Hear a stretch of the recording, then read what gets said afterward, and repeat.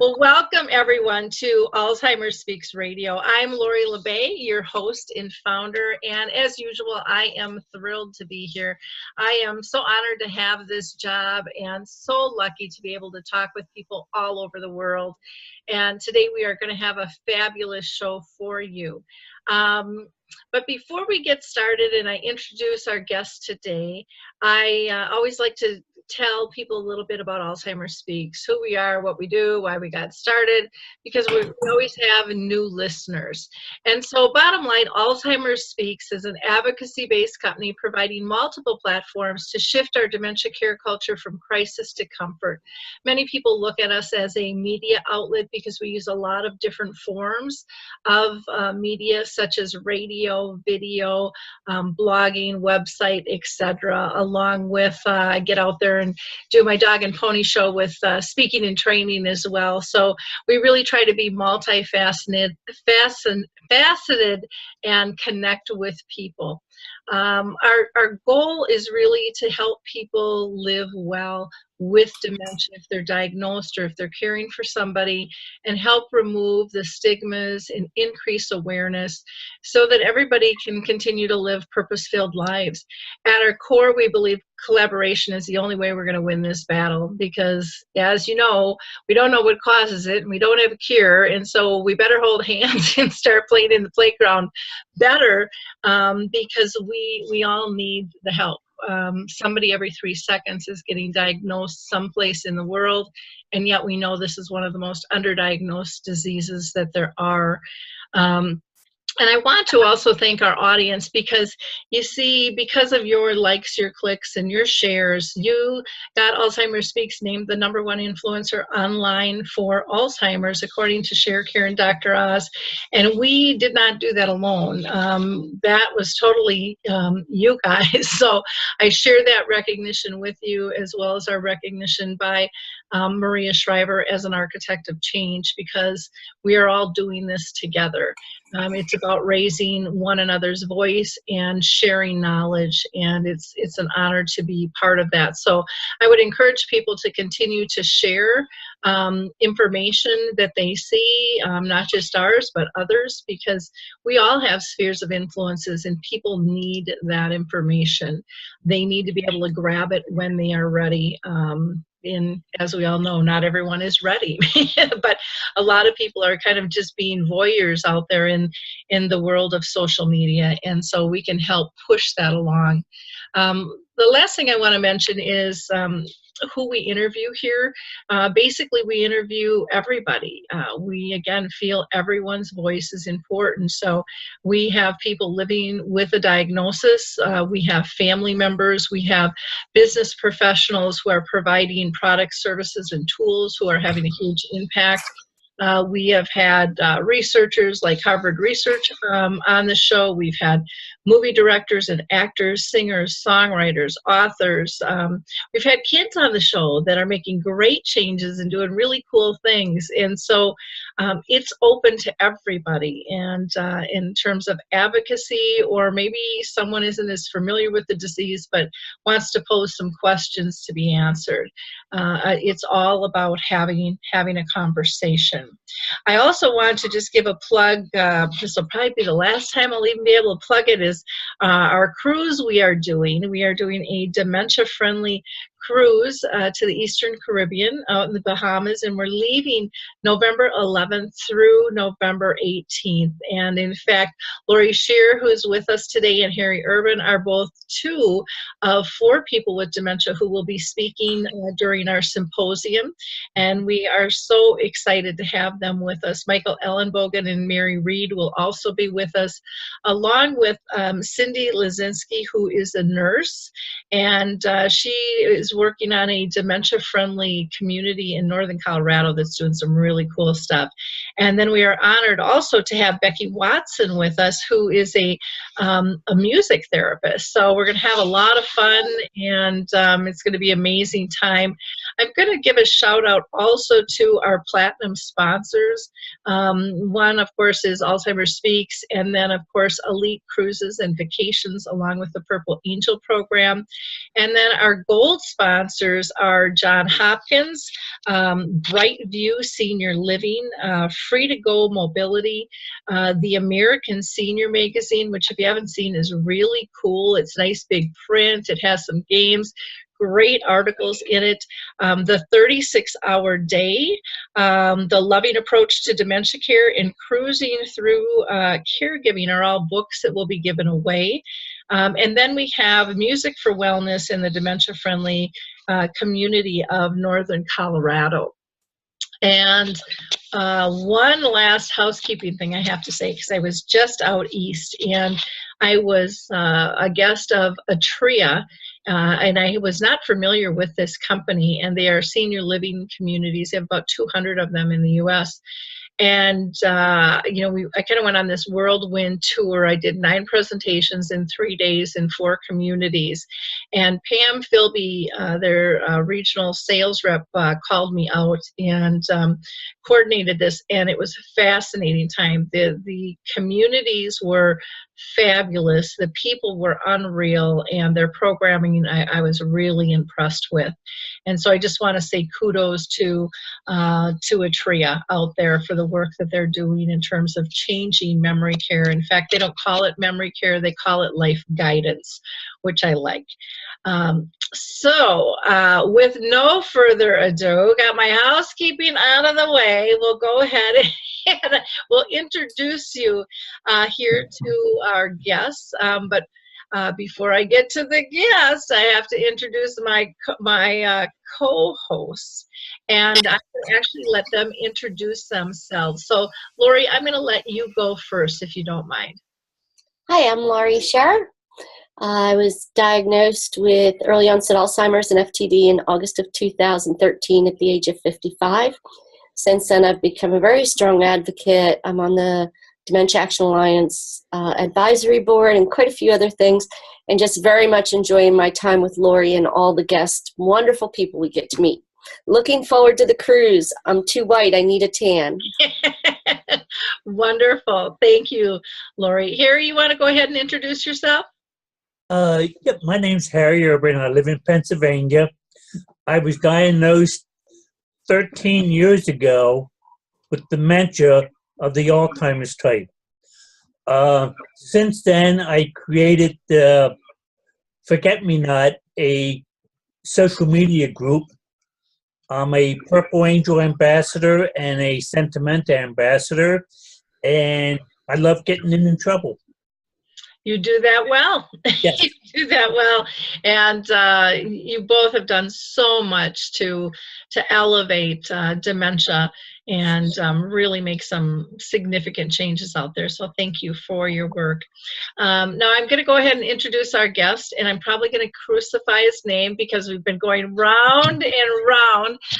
You know, I take the fifth on this because he's from the Netherlands, and I'll blame it on that. How's that? So today we are, and I'm really excited about this interview. We are lucky to have Geert Bettinger with us, who has his bachelor's and master's degree in social work, and he's a trainer and a team coach within what they call the care and welfare over in the Netherlands. And he just, we had a chance to talk the other day, and I just love his perspectives on how he teaches employees how to look at what we term problem behaviors and really frame that in a new way. And he does this by translating those problem behaviors into a singular behavior mode, and he'll be talking a little bit about that with us. He also likes to challenge the employees in a positive ways to deal creatively with their own ideas and possibilities, which I think is so empowering and so necessary and so underutilized. Anyways, here in the U.S. and apparently in the Netherlands as well, I'm assuming. And he really likes to think out of the box and get others to, you know, when it comes to personal care and work situations. Previously, he worked as a care coordinator and a teacher at a school for health and welfare, and he's also been self-employed as a worker for victims of sexual abuse and a social worker for the elderly and a nurse for families with mentally disabled children. And he's been happily married for 44 years and has 3 sons and 3 daughters and daughter-in-laws, and is a proud grandfather of 4 grandchildren. So welcome to the show. How are you doing? And say your name correctly. You know, I have Alzheimer light, so I forgot my name. I accept every name you mention afterwards. Now, but my name is Geert. It's a difficult name, I know, Geert, yes. And thank you for having me on your show, and thank you for having contact with Laurie and Harry. I'm really surprised by this conversation, this way of conversation. So, hi Laurie, hi Harry, nice to meet you. It's an honor. Well, great. Can you tell people, I always ask this question, you know, to see if they have been themselves touched by dementia, you know, within their own circle of family or friends? My mother, she had dementia. I told you that was your question, if I know people with dementia. My mother, she had dementia. She died 4 years ago. And I worked as a trainer coach in many nursery homes with teams, and I have much contact, because that is the main word I love is contact. I hate the word as care and cure. I love the word contact. So I had many contact with people. So I like to have contact with Laurie and not with Alzheimer. I want to have contact with Harry and not with Alzheimer. So that is my view. Well, and I love that you're putting the person first and the diagnosis, just shove it on the shelf, you know, and deal with it as it pops up. Can you, you have written a book, and if you wouldn't mind sharing the title of the book and why you decided to write it. Yes, the title of the book is Moving On by Standing Still. A different view of problem behavior, and problem behavior you do like this problem, because I just hate the word problem behavior. I wrote it about 3 years ago, and it has to do in the first time with my own situation as a child. I was sexually abused at about 10-12 years old by an uncle, and since that time I showed problem behavior. I even was a problem child. I was diagnosed, I hate the word diagnosed, as a problem child. I did everything God forbid. So I steal, I lied, I fight, I did everything.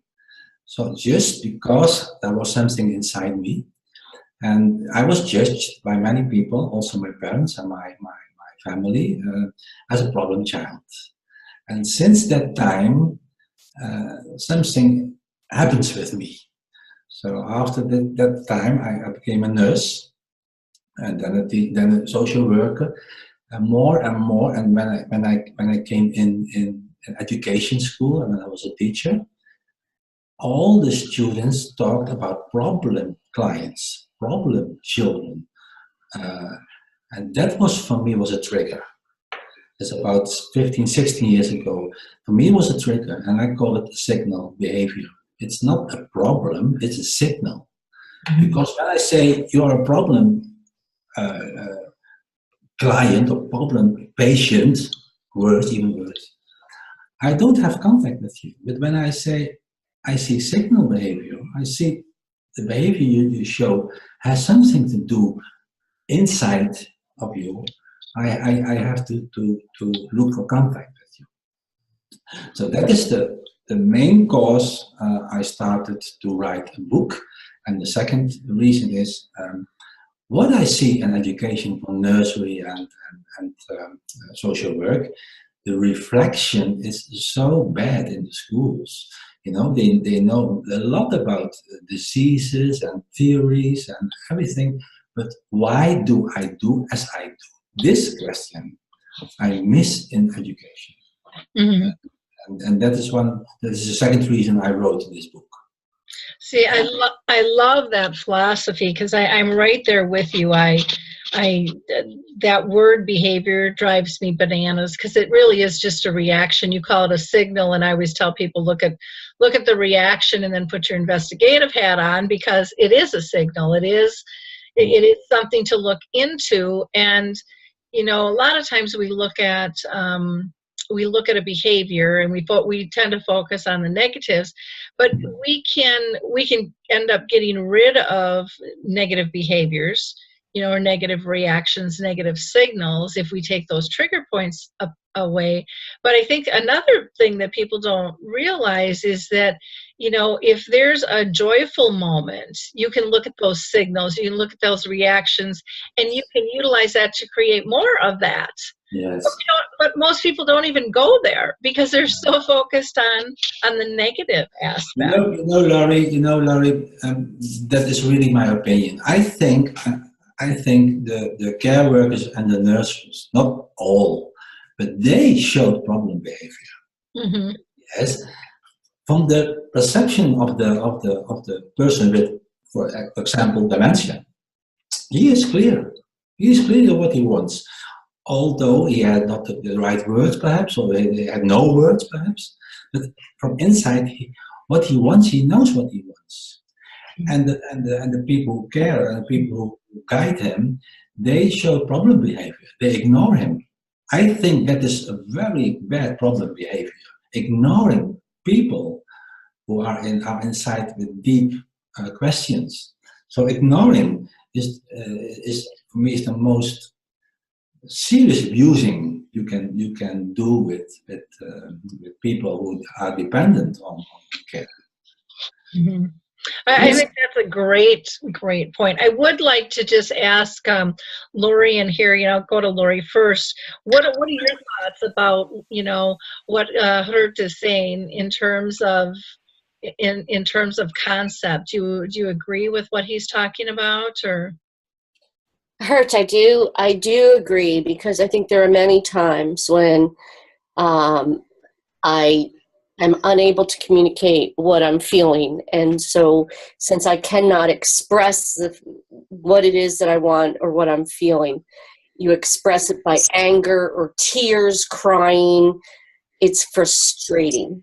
And you express it by the frustration when you can't voice what it is or explain what it is. Or you try and point or wave, and then it just is even more confusing, and it does become frustrating. So I agree with you. I think many times we are marked as having behavior issues, when in fact what we're really trying to do is voice a communication. Yes. Laurie, may I ask you a question? Yes, I heard you say, I am unable to communicate. I think you always are able to communicate, but it's my duty to do everything to understand you. I think you communicate well. Of course you communicate well. But it's my idea. I have to do put much energy in having contact with you. And we had, in the first 2 minutes, we had a smile and we had contact.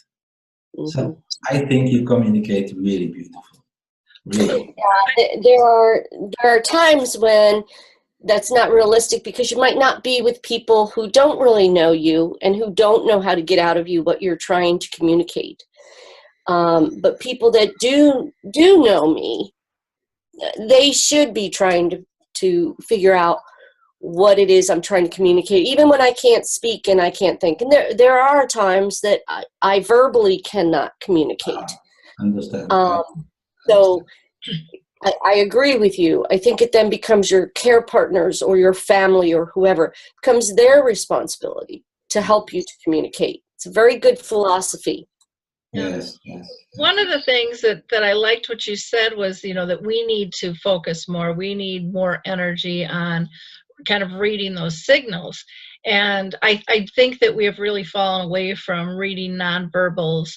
And I think that we don't understand and appreciate how much energy a person with dementia puts into their Yes. communication. Yes. And if we would put even half of the energy that they put into communicating with us, we would improve communications.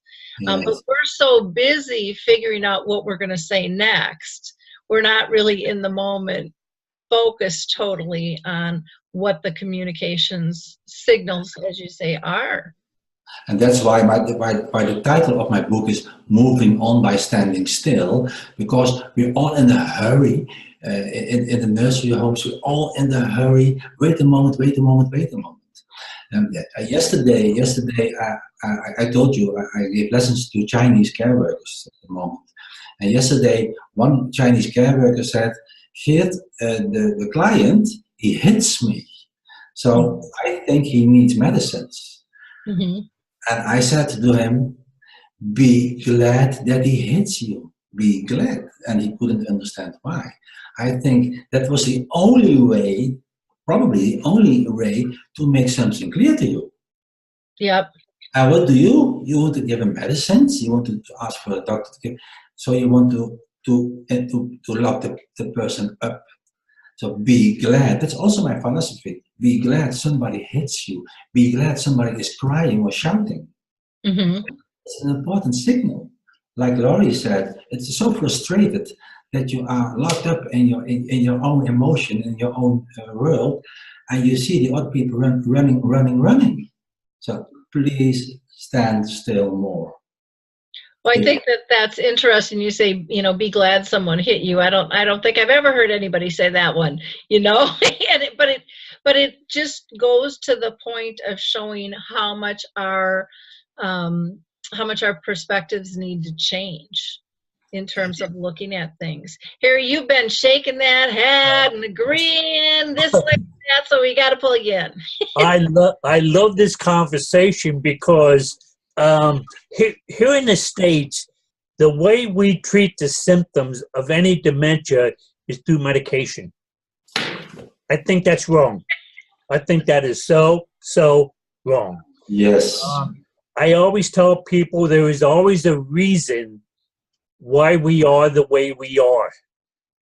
Super. Okay, now, like I said, I'm a sentiment ambassador, and they have a feel mind, what they call feel mind experience. They don't believe in medication. They believe in treating the symptoms of dementia through non-medical ways. Explore, be a detective, find out what the problem is. Like you said, if you're having a good day, find out why you're having a good day. Yes, yes. Okay, and then once you find that secret, you can duplicate it. If you're having a bad day, you can find out why you're having a bad day, and you can eliminate those things.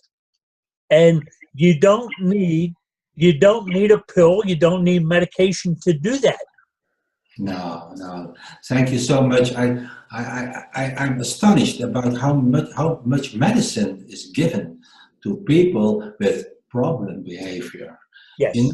It's a problem for the care workers, it's a problem for the doctors, but not for the person. Mm-hmm. It's the only way to express, or the only way, probably, hear me, listen to me. And it makes me angry that in foreign countries, so many medicines and doctors, it's a medical model. I told Laurie this weekend when we had a conversation, you can see food as carbohydrates, vitamins, and minerals. That is food. But I think food is a social situation. Mm-hmm. Don't care about the minerals. It is a social situation. That's more important than enough vitamins, enough carbohydrates, and I don't like them. I like the conversation with you and not with dementia. I like the conversation with Harry and Laurie. What we do too is I'm getting a big proponent of laughter yoga. I don't know if you're familiar with it. Yes. I get video calls from my friends in overseas, and we laugh for a minute. Now, what the laughter yoga does is it brings oxygen up to your brain, relaxes your muscles, and we try to look into each other's eyes and make that connection. Beautiful. Okay, now once you make that connection, you can tell if somebody is having a good day, a bad day, how they feel. The more you do that, the better you become at it. That's why when I talk to somebody with that has any kind of dementia, I make sure I look into the eyes and they're looking in the mind. Because if you don't make that connection, we don't hear what you're saying.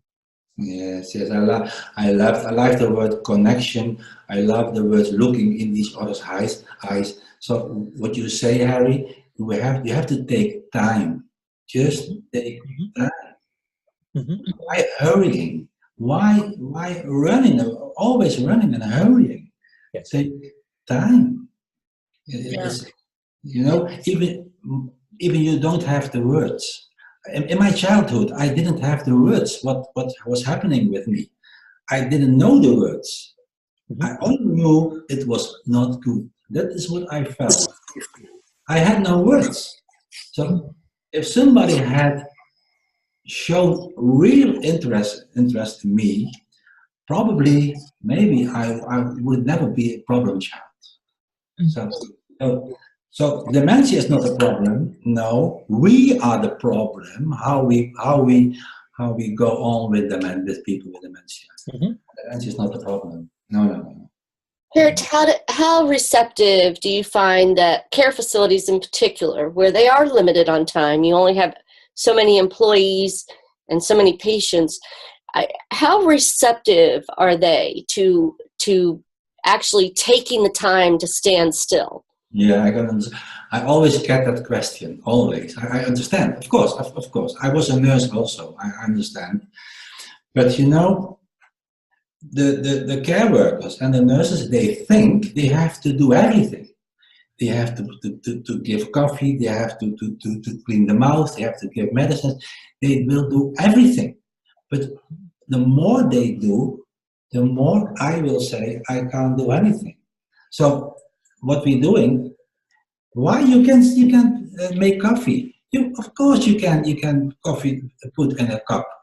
Probably not so good, but you can, and you can help in the kitchen. You can clean. You're not dead. You're not dead. But we think the nurses have to do everything, and you have to do nothing. We call that care.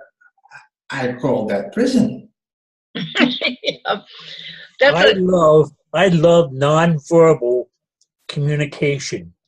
I love teaching people nonverbal communication. Yes. Now, why I say that is so many people have a loved one in a care facility, and they go visit, and they come back and say, the person doesn't talk anymore. And I go there and I visit the same people, and I have a wonderful conversation, and Yes. don't say a word. Yeah, I like that, Harry. Without words, you can have the most beautiful conversation. Yes. But you have to be really interested in the person and not in the dementia. Mm-hmm. Mm-hmm. One of the examples I use of that when I go speak is and it's kind of funny because people always challenge me on it, and I say, but how many babies in the womb have changed your life? And they're like, those connections. And they're like, because I think caregiving starts from the moment we're conceived.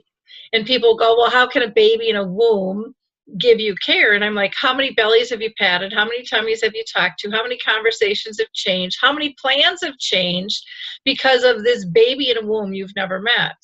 It's because it's important to us, and it's life changing. And or how many times have you sat on the couch next to a loved one and not said a word, but they're just like a warm, snuggly blanket? It's Yes. just comfort. It's just Yes. called comfort. But And the concept of conversation is wrong. The concept of conversation is always verbal. Right. Not verbal. I see Laurie doing this. Yes, you know, I can tell you, I've been married 36 years as of next week. And some of our romantic times are simply holding hands walking in a mall. You don't have to have a conversation, just holding hands or his arm around me, or your connection is what really makes you feel the love and the support. So yeah, the connection thing is important. Even if you're not caring for someone, just in building and establishing and continuing a relationship, touch is a very important factor.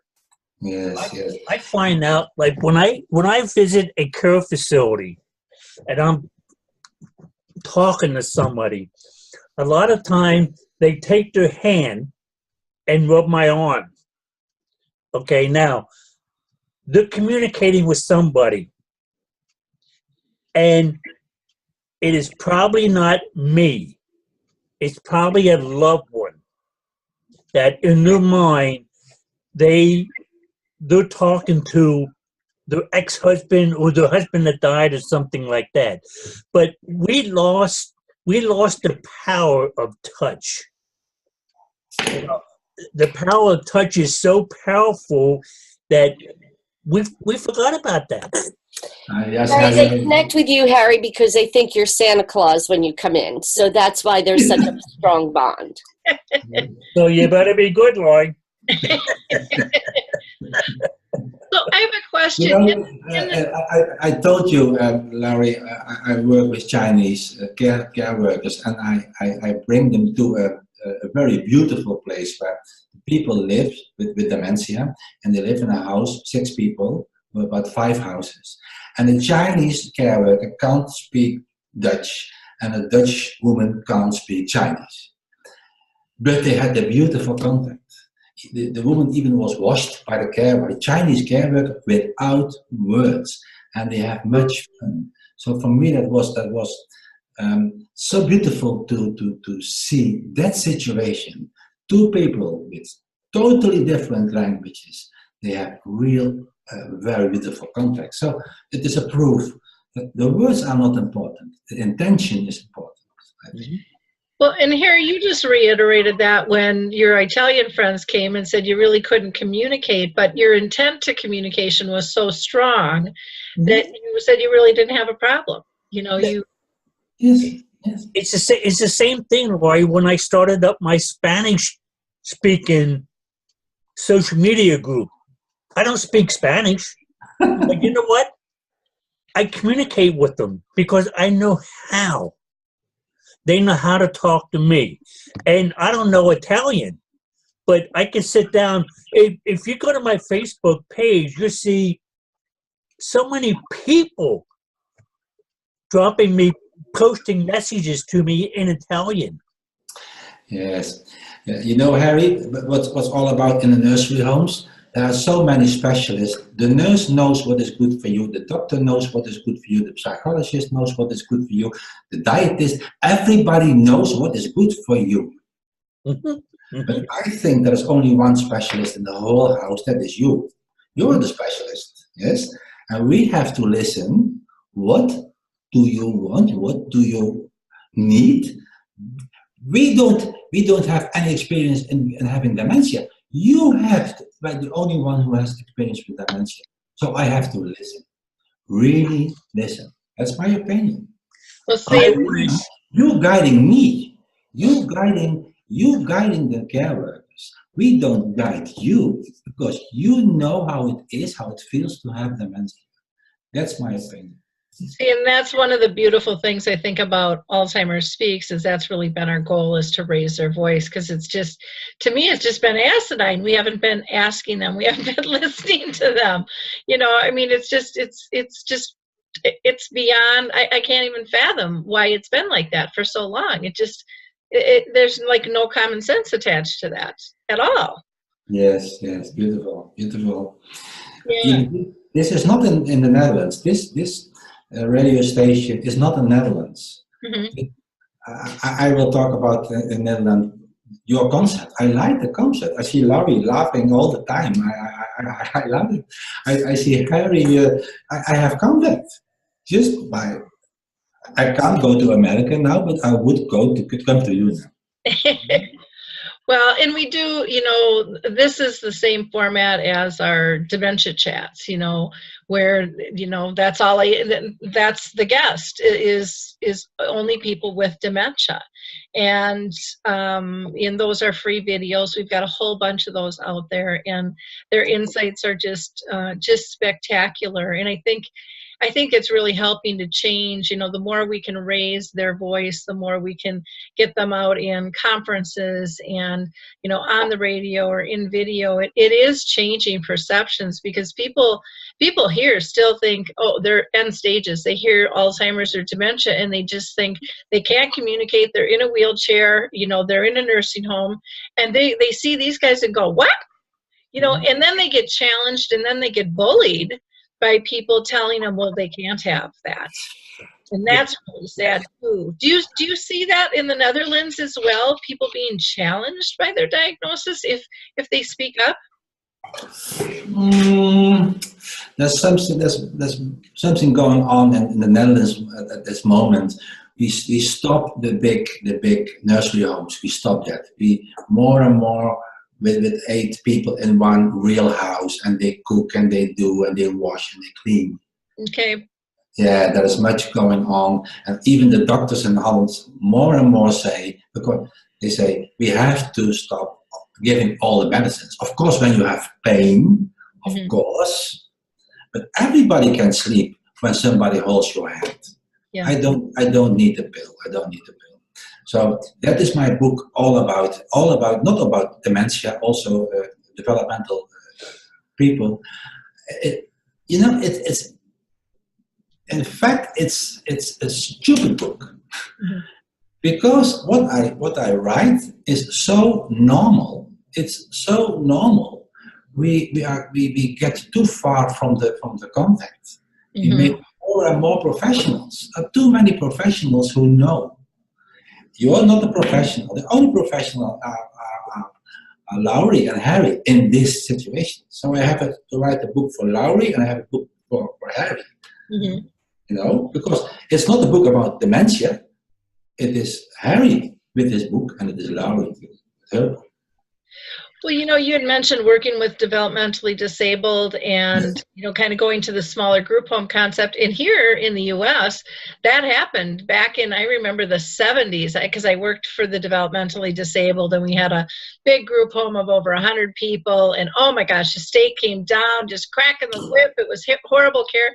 And it really wasn't horrible care. It was just the way we had to manage it. It didn't look pretty necessarily, but people were really well cared for, but they broke it down into the smaller homes, which I do think is more conducive and makes a lot more sense. So I think there's a lot we can learn from that. They have the Special Olympics. They build bridges instead of barriers for that whole syndrome.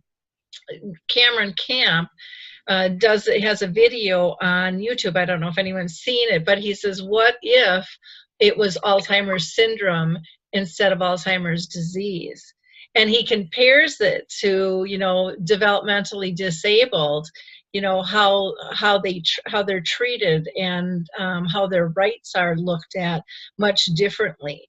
And so it is kind of an interesting concept. I do want to get back and ask you a couple more questions, because I can't believe how fast the time is going here. One of the things you had mentioned to me was that you felt it was important for clients to disagree with you as a care worker. And why do you think it's important to have that disagreement? Because when somebody disagrees with me, I have to think about it. And that's what I want. I want me to think about more. We are always running and doing. And when somebody disagrees with me, or if he's angry with me, it must for me be a signal. It's good he gives a signal. You know, there are also people, and I saw them in my classroom. You have always students who talk much and they get attention from the teacher. But the students who don't talk in the classroom, they don't get any attention from the teacher. So there are always people who don't talk much, who sit quietly in the corner. So when he sits quietly in the corner and he doesn't do anything, I forget him probably. So be happy that somebody doesn't agree with you. It's a signal. It's a signal. Well, and I like that philosophy too, because it makes us be fluid. It makes us what I call consciously care. Yes. You know, you have to think about, well, is this right? And it opens the door to there is more than one way to look at things, which I think is really important. You also talk about reflection is a must. Yes. For all, basically for all parties. Can you talk a little bit more about that, or was that really kind of wrapped up a little bit in this last question of the challenge? It has to do with education also in the Netherlands. Education is nursery.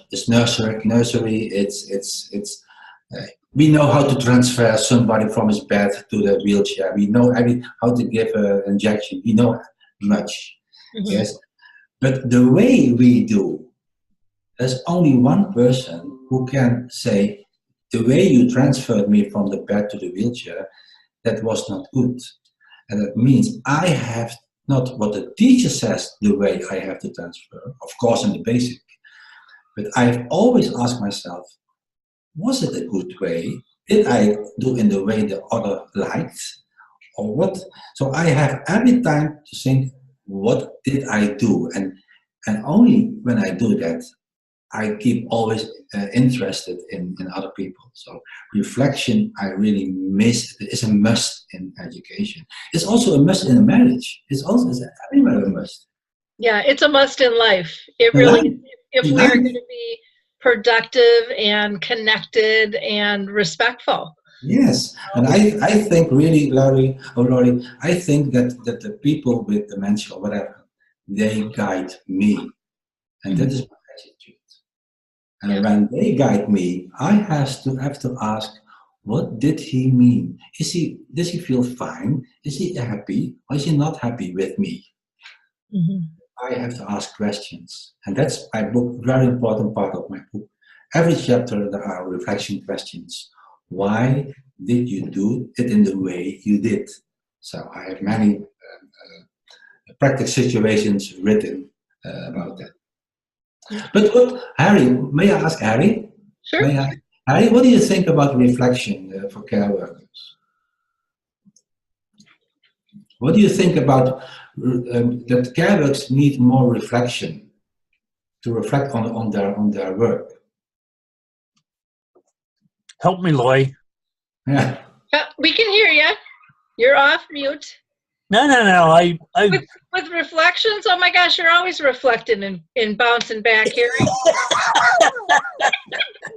I'm not sure I understand the question, but I have an answer. Okay, so reflecting is really just sitting back and thinking. Yes. You know. Oh yeah. What I do, I spend about an hour every day sitting outside on my bench. Okay, and I call that my me time. Okay, and I just reflect on my life. Oh, beautiful, beautiful. And I don't feel sorry for myself. Okay, because when I look around and I see all the beauty around me, and I'm sitting out in the sun and I'm soaking up that energy that the sun gives me. The wind, I get wind from that. I think that's what gives me my strength. And it's certainly not any medication. It's nothing like that. I've got back to what's really important to me. Yes, yes. You're your own specialist. Yes.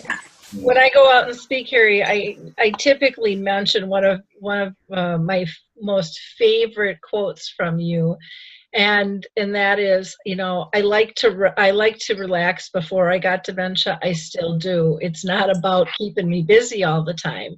It's about feeling my peace and contentment, you know, and letting me revel in that, and then, you know, letting yourself pick up on that. Yes. But we're so busy. We're so busy all the time. You know, it's sad.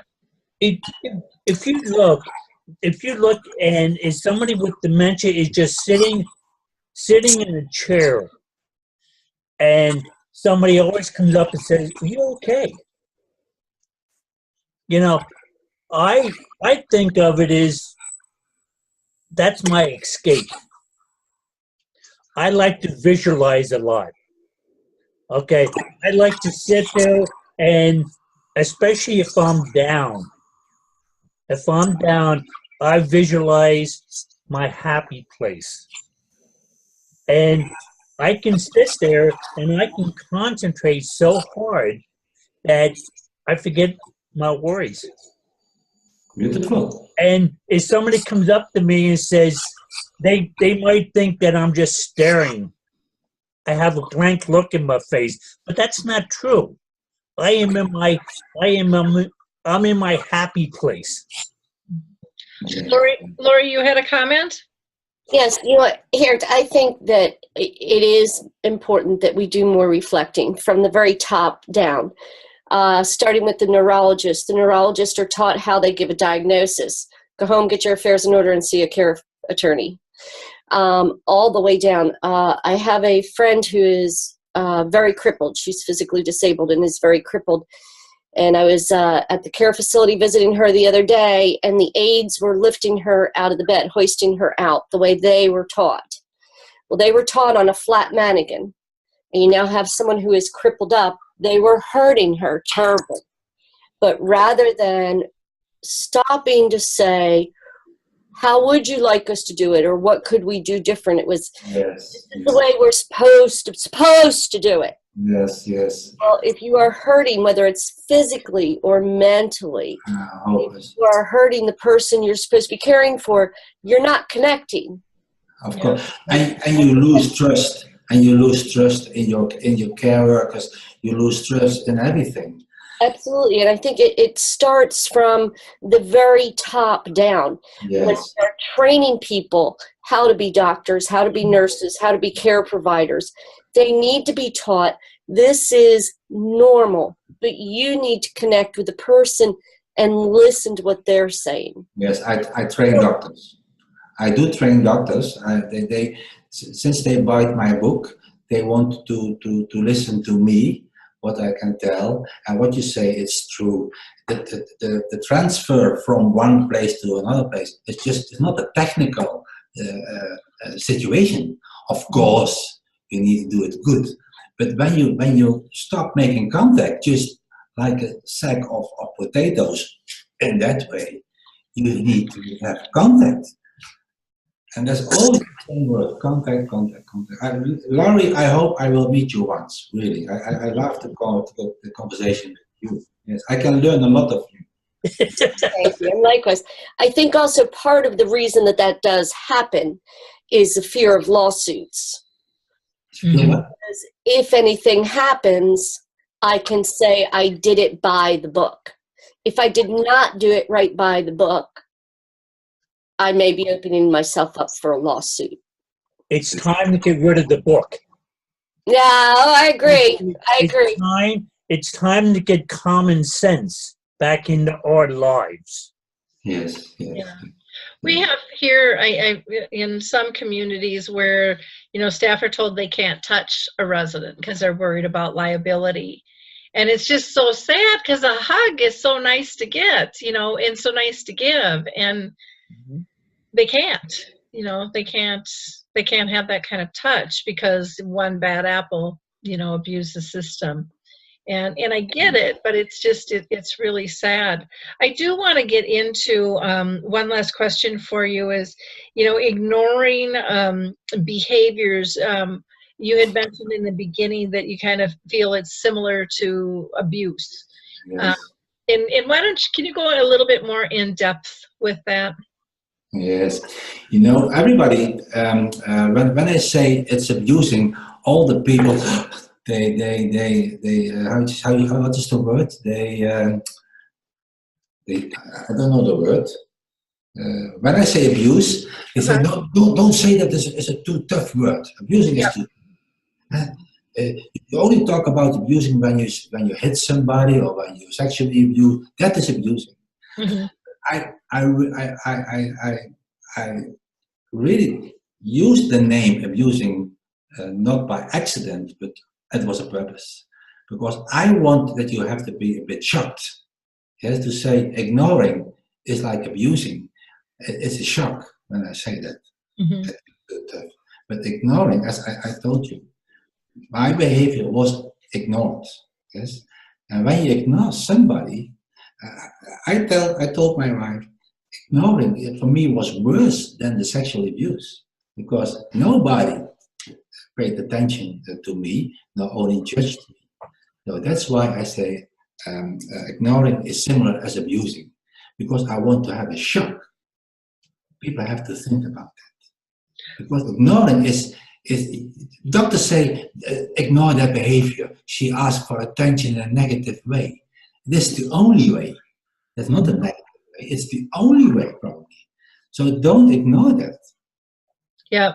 Well, and it escalates things when we ignore things. You know, people, you know, if that's how they know how to get attention, then it's going to escalate to the next level and the next level. You ignore the person, not the behavior. Don't ignore the person. Yeah. Yeah, good point. Well, again, I think this has just been a fantastic conversation, and I wish we had more time because I think we could talk all day. You know, if you came on the cruise, we wouldn't get bored with you. So, you know, it's always a pleasure and an honor to have these conversations, and I can't thank you enough. What would you like people to have as far as contact information for you? Because I know, you know, our audience is around the world, and I know we've got your email address, and you are also on LinkedIn where people can find you there. Do you have a Facebook page? No, I don't have. I have Facebook. I have a website. Mm-hmm. I don't know how Facebook works. I don't know. Okay. Well, that's okay. That's okay. And we will also put your site out for the website and for your book for people to be able to go ahead and get a hold of you there. So. And they can write me by email. I will answer the emails. I like to have email is also contacted. Okay. Good. Laurie, do you have any last questions for her? It has been a real pleasure and a lot of fun also meeting you. So I appreciate it. It's been just a lot of fun. Thank you, Laurie. Thank you. Bye-bye. Harry, any last comments from you? I'm finding out that I'm connecting more with people living in other countries because they don't have the biased opinion of dementia we do. And it's so, I mean, I enjoyed this conversation so much. Thank you, Harry. Thank you, Harry. I give you a hug. Yeah, there you go. I'll take it. Well, good. In wrapping up, I want to just give a shout out to our silver sponsors for the cruise. The art kit with Lola, which is just exceptional activities, calendar cards, and also the Memory Cafe directory that they put out. If anyone out there is listening and has a Memory Cafe, make sure you go to memorycafedirectory.com and Dave will get you hooked up there. I want to give a shout out to Trin Rose Seeley, who is donating a book of hers, 15 Minutes of Fame. I want to thank the Footprint ID company because they are going to give away a system for every person with dementia on our cruise. Memory Joggers is just kind of a fun game. The Care to Plan resource directory for dementia, which you can see a sampling of on my website at alzheimerspeaks.com by going to the resource directory. That's in beta testing. The Call Alert Center, and then Celia's book, the little book for Alzheimer's caregivers, that is just loaded with lots of great information there. I also want to remind people that all of our shows on Alzheimer's Speaks radio are archived, and so we've been doing this for, I can't believe it's like 6 years now. Maybe it'll be 7 here pretty quick, I think. And we have over 400 shows you can go back and listen to, so there's lots of content out there. And I also want to, again, just bring up the Dementia Chats webinars that we do that are really powerful. Again, that's when I interview those with dementia, and Laurie and Harry are both experts on that panel. And our faces always change because these guys' schedules are really busy and they're out there changing the world, and so we take them when we can get them. But we have really interesting conversations of what they would like the world to be like with dementia. And with that, we'll go ahead and wrap up. And again, I can't thank everybody enough for being with us today. So thank you so much, and we'll talk soon. Bye now.